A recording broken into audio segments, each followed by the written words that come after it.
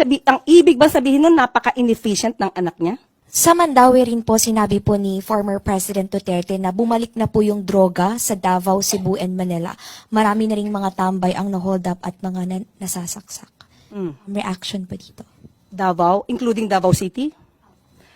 Oh, okay. Kung Davao City pinag-uusapan natin, sino ba ang mayor ng Davao City? Hindi ba yung anak niya? Si Mayor Baste Duterte. So, ang ibig bang sabihin nun, napaka-inefficient ng anak niya?